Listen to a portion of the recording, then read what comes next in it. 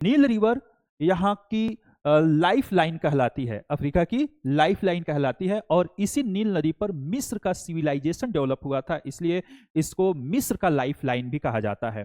Overall यह नदी विश्व की सबसे लंबी नदी है। जो नील नदी आपसे एग्जाम में पूछता है। आज हम जानेंगे कि नील नदी का ओरिजिन प्लेस क्या है। तो डियर स्टूडेंट, यहाँ पर विक्टोरिया लेक है, और यह लेक युगांडा, केन्या, तंजानिया 3 देशों से घिरा हुआ है। इसी विक्टोरिया लेक से नील रिवर का ओरिजिन होता है, और यह नदी नॉर्थ की ओर बहते हुए ये ऊपर जाकर देखेंगे, ये आकर मेडिटेरियन सी में नदी गिर जाती है। इस तरह से नील नदी का जो फ्लो डायरेक्शन है, बहने की दिशा है, वो साउथ टू नॉर्थ है।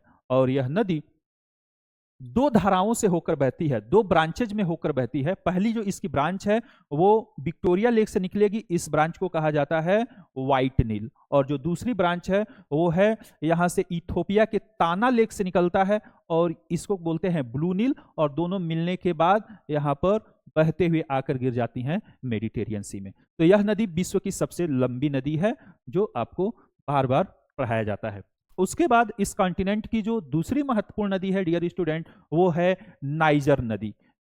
नाइजर रिवर यहां पर वेस्ट की तरफ, पश्चिम की तरफ बहने वाली नदी है, और वो यहां से गिनी, माली, नाइजीरिया, नाइजर होते हुए आकर गिनी की खाड़ी में गिरती है। इस तरह यह नदी का जो मेन लोकेशन है वो अफ्रीका के वेस्ट साइड में है, और इस नदी को नाइजर नदी कहा जाता है, क्योंकि इस रीजन में पेट्रोलियम उत्पादों का एक्सपोर्ट इंपोर्ट होता है, और वो इसी नदी के थ्रू होता है। तो इसमें पेट्रोलियम के रिसाव होते रहते हैं, इसलिए नाइजर नदी का जो स्मेल है वो पेट्रोलियम पदार्थों के जैसा आता है, इसलिए नाइजर नदी को तेल नदी या ऑयल रिवर भी कहा जाता है।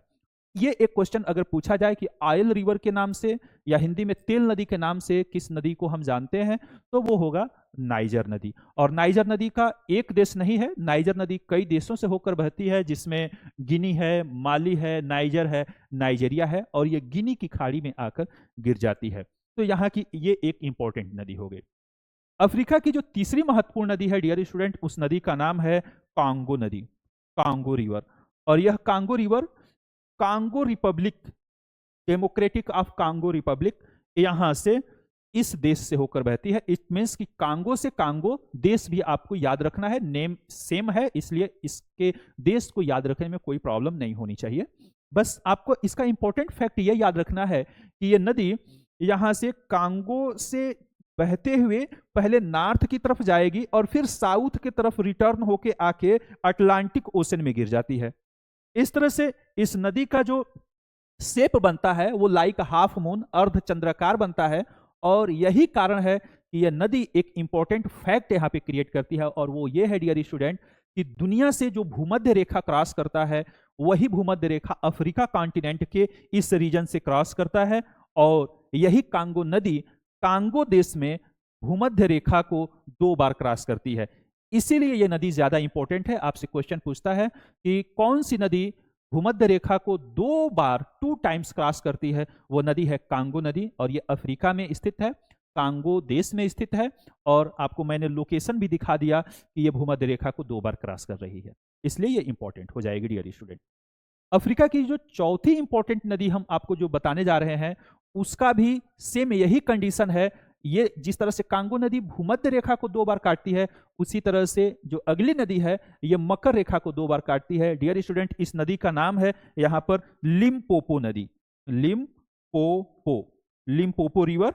और यह नदी यहाँ पर जैसे ये ट्रॉपिक ऑफ कैप्रिकॉर्न मकर लाइन क्रॉस कर रहा है, वो नदी यहीं से ओरिजिन होकर ऐसे बहती है, और ये आकर इंडियन ओशन में गिरती है। ये यहाँ पर 2 बार क्रॉस कर रही है मकर रेखा को, इसलिए ये नदी कोई एक देश से नहीं बह रही है, इसलिए देश कोई इंपॉर्टेंट नहीं है। बट ये याद रखना है कि लिम्पोपो नदी मकर रेखा को 2 बार काट रही है, और यह नदी इंडियन ओशन में गिरती है। अगर देशों को अगर आप जानना चाहते हैं तो मैं आपको एक बार रिपीट कर देता हूं, वो है साउथ अफ्रीका, यहाँ पे बोत्सवाना, जिम्बाब्वे एंड मोजाम्बिक, इन देशों से ये नदी बहती है और इंडियन ओशन में गिरती है। इस नदी का इंपॉर्टेंट फैक्ट ये है कि यह नदी मकर रेखा को 2 बार काटती है, 2 बार क्रॉस करती है। ओके, नेक्स्ट इस कॉन्टिनेंट में जो इंपॉर्टेंट नदी है वो चूंकि हमारे हैबिचुअल लाइफ से नेम जुड़ा हुआ है, जैसे ऑरेंज हुआ, तो ऑरेंज रिवर इसी साउथ अफ्रीका में बहती है। इसलिए आपसे अगर पूछा जाए कि ऑरेंज नदी किस देश में बहती है तो वो होगा साउथ अफ्रीका। तो एक ये भी इंपॉर्टेंट नदी है, क्योंकि नाम ही इसका ऐसा है कि ये पूछता है ऑरेंज रिवर किस देश में बहती है, आप आंसर करेंगे साउथ अफ्रीका में। और कॉन्टिनेंट अफ्रीका आप पढ़ ही रहे हैं, ये ध्यान देना है। अब जो लास्ट यहाँ की जो मैं आपको इंपॉर्टेंट नदी बताने जा रहा हूं, उस नदी का नाम है जिम्बेजी नदी। जैसे इसको हम यहां पर देखेंगे, ऐसे लिखता है जम्बेजी नदी, जम्बेजी रिवर। जम्बेजी रिवर इसलिए इंपॉर्टेंट है डियर स्टूडेंट कि ये नदी यहाँ पर जाम्बिया और जिम्बाब्वे अभी क्रिकेट खेल रहा है, बहुत अच्छा T20 वर्ल्ड कप में खेल रहा है, तो उसी देश के सीमा पर यह नदी बहती है। तो यहाँ पर ऊपर नॉर्थ में देश है जाम्बिया और नीचे है जिम्बाब्वे। जाम्बिया और जिम्बाब्वे के बीच में ये बाउंड्री बनाने वाली नदी है, और यह नदी यहाँ पर बहते हुए इंडियन ओशन में आकर गिरती है। इंडियन ओशन यहाँ पर देखें लिखा हुआ है। तो अब आपसे पूछा जाए कि जाम्बिया एंड जिम्बाब्वे के बीच कौन सी नदी बहती है, सीमा बनाती है, तो वह है जेम्बेजी नदी। और स्टूडेंट, इस कॉन्टिनेंट के यही महत्वपूर्ण नदियां हैं जिन्हें आपको याद रखना है। और अगर ये वीडियो आपको पसंद आया है तो चैनल को लाइक करिए, सब्सक्राइब करिए एंड शेयर करिए।